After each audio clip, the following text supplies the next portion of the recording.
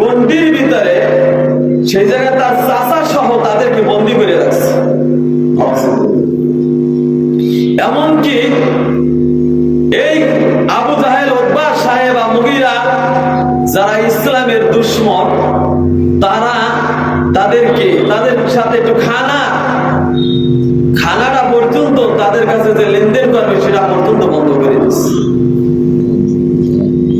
হাদিস শরীফের ভিতরে আসছে যে গাছের পাতা খাইছে। কি খাইছে? গাছের পাতা। আপনি চিন্তা করছেন, এমন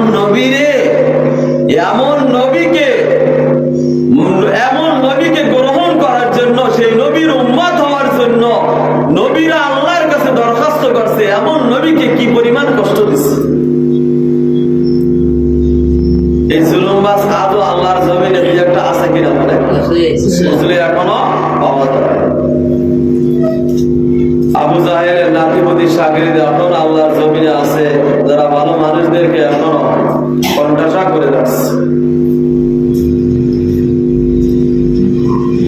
হাদিস শরীফের ভিতরে আছে আল্লাহ রাসূলকে এত পরিমাণ কষ্ট দিয়েছেন যে আল্লাহ রাসূল উটের চামড়া, সাহাবারা উটের চামড়া এগুলা পুড়ে গুঁড়া করে ছাতু বানাইয়া এই আবে তালেব এই গুহার ভিতরে, এই গণ্ডির ভিতরে এগুলা তারা খেয়ে তাদের প্রাণ জীবিকা নির্বাহ করেছে। কি পরিমাণ কষ্ট তার উপরে দেওয়া হয়েছে। এমনকি যে হাদিসের ভিতরে আসছে যে আল্লাহ রাসূল সাহাবারা যখন যেটাকে বলা হয় মল ত্যাগ করতেন, তখন ছাগলের বড়ির মতন তাদের থেকে বের হয়ে দেখেছি। খাইছে গাছের পাতা। কি খাইছে? গাছের পাতা খাইলে কি বাইরে। এরপরে চিন্তা করলেন, হায় হায়, এরা আমারে এইভাবে কষ্ট দিল। একাধারে একদিন নয়, 2 দিন নয়, 1 বছর নয়, 2 বছর নয়, 3 বছর পর্যন্ত আল্লাহর রাসূলকে এভাবে কারারুদ্ধ করে রাখা হয়েছে। এই জন্য মুমিনের জন্য কারাবরণ করা সুন্নাত। কিছু নাদারের বাচ্চারা বলে অপরাধ না করলে সে জেলখানায় গেল কেন? বেটা, ইতিহাস তালাশ করে দেখ যে প্রত্যেকটা অনেক নবীকে আল্লাহ রাব্বুল আলামিন যেরকম ইউসুফ আলাইহিস সালামকে পর্যন্ত কারাবরণ করতে হয়েছে, আপনার আমার নবীকে যাকে সৃষ্টি না করলে তামাম জাহানে কিছুই সৃষ্টি হইত না, সেই নবীকে পর্যন্ত তারা কারারুদ্ধ করে রেখেছে। 3 বছর পরে যখন আল্লাহ রাব্বুল আলামিন এমন ভাবে আল্লাহ রাসূলের দিকে তাকাইলেন যে তাদের সাথে যে চুক্তি ছিল, চুক্তি বন্ধ, গুলি খেয়ে ফেলেছেন। 3 বছর পরে আল্লাহ রাব্বুল আলামিন নিজ কুদরতি ইশারায় তার রাসূলকে মুক্ত করে দিলেন। তাদের চুক্তিনামা আর নাই, সেগুলো সে বাতিল হয়ে গেছে। আল্লাহ রাসূল এবার আবার দ্বীনের দাওয়াত শুরু করলেন। এমন একটা মুহূর্ত, যেই মুহূর্তে তার প্রাণপ্রিয় স্ত্রী, তার সবচাইতে কাছের যিনি সবসময় টাকা দিয়া, ধন দৌলত দিয়া, সম্পদ দিয়া যে সবচাইতে বেশি উপকার করেছেন, তার নাম হইল খাদিজাতুল কুবরা রাদিয়াল্লাহু তাআলা আনহা। তিনিও এই সময়ে যখন 47 বছর, 3 বছর, 50 বছরে এর ভিতরে তিনি তার বিবিকে হারাইলেন। এরপরে যার আশ্রয়ে যিনি তাকে নিজের সন্তানের চেয়েও বেশি ভালোবাসা দিয়া যাকে বুকে আগলাইয়া রাখলেন, তিনি আর কেউ নাই, তার নিজের আপন চাচা আবু তালিব। তিনিও দুনিয়া থেকে বিদায় হয়ে গেছে। ধাক্কা কয়টা? 1 নাম্বার ধাক্কা খাইলেন, তাকে বন্দী করে রাখা হয়েছে। 2 নাম্বারে যে স্ত্রী সবচাইতে বেশি ভালোবাসা দিয়েছিলেন, সেই স্ত্রীকে আল্লাহ তার থেকে কেড়ে নিলেন। বলেন তিনি এখন অসহায় কিনা? অসহায় কিনা?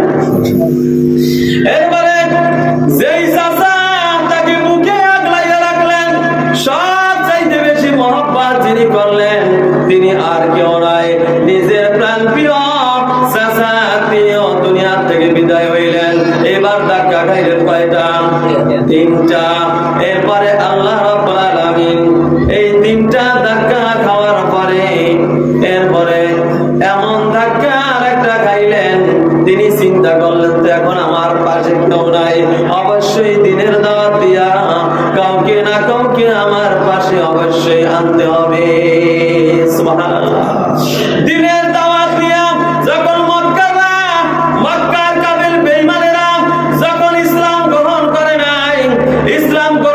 নাই তো করে নাই, আর প্রিয় নবীকে নিয়ে ঠাট্টা বিদ্রুপ শুরু করেছেন, তখন আল্লাহ রাসূল এদিকে তার প্রাণ প্রিয় স্ত্রী খাদিজাও নাই, এদিকে যে বুকে আগলাই রাখলো সেই আবু তালেব দুনিয়ায় নাই।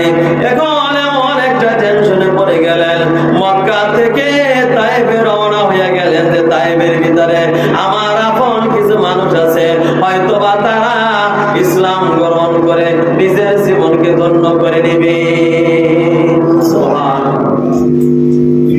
তোরা বুঝতেছেন?